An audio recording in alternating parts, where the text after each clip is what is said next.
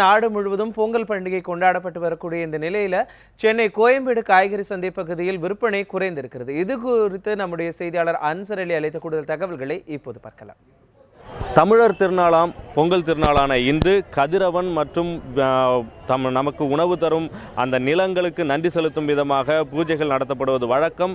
இந்த பூஜைக்காக பழங்கள், பூக்கள், கரும்பு, மஞ்சள் உள்ளிட்ட மங்கள பொருட்கள் வியாபாரம் கோயம்பேடு வணிக வளாகத்தில் நடைபெற்று வருகிறது. கோயம்பேடு வணிக வளாகத்தில் தற்போது கடந்த ஆண்டை விட வியாபாரம் மந்த நிலையை அடைந்திருப்பதாக வியாபாரிகள் தெரிவித்துள்ளார்கள். விலைவாசி ஏற்றம், மக்கள் கையில் பணம் தட்டுப்பாடு உள்ளிட்ட பல்வேறு காரணங்களால் வியாபாரம் மிகவும் வீழ்ச்சி அடைந்துள்ளதாக தெரிவித்திருக்கிறார்கள். கடந்த ஒரு மாத காலமாகவே வியாபாரம் மந்த நிலையை எட்டியுள்ள நிலையில் பொங்கல் வியாபாரமும் மிகவும் எதிர்பார்த்த அளவிற்கு நடக்காத ஒரு சூழலில் தங்கள் வியாபாரிகள் கொண்டாடக்கூடிய பொங்கல் என்பது மிகவும் சோர்வான நிலையிலே இருப்பதாக இங்குள்ள வியாபாரிகள் தெரிவித்திருக்கிறார்கள்.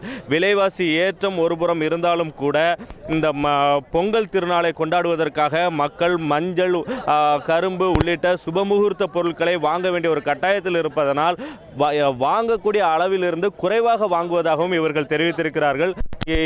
வியாபாரி ஒருவர் இருக்கிறார், அவரிடம் கேட்போம். இந்த வருஷம் பொங்கல் வியாபாரம் எப்படி இருக்கு? ரொம்ப மோசமாக இருக்கு.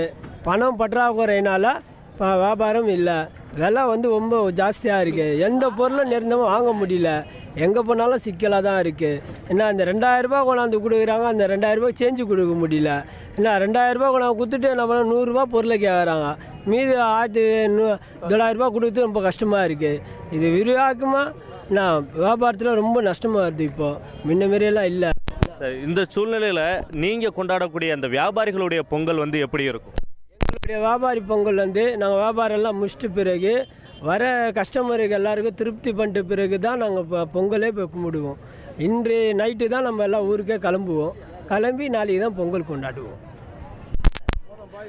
குறிப்பாக சில்லறை வியாபாரிகள் மிகவும் அந்த வியாபாரம் இல்லாத ஒரு சூழலில் தத்தளித்துக் கொண்டிருக்கிறார்கள். 2000 ரூபாய் நோட்டுகள் அதிகமாக மக்களிடம் இருக்கிறது.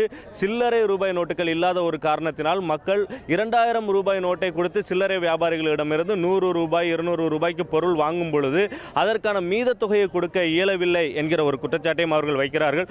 அதே போல இங்குள்ள வியாபாரிகளில் பலர் அருகாமையில் உள்ள புறநகரில் உள்ளவர்களாகவோ அல்லது அடுத்த மாவட்டத்தைச் சேர்ந்தவர்களாகவோ இருக்கிறார்கள். எனவே இன்றைய வியாபாரம் முடிந்த பிறகுதான் தங்கள் ஊர்களுக்கு சென்று பொங்கலை கொண்டாட வேண்டும். தங்களது குடும்பத்தினருடன் அந்த பொங்கலை இன்று இரவு முதல் தான் கொண்டாட ஆரம்பிப்போம் என்று தெரிவித்திருக்கிறார்கள்.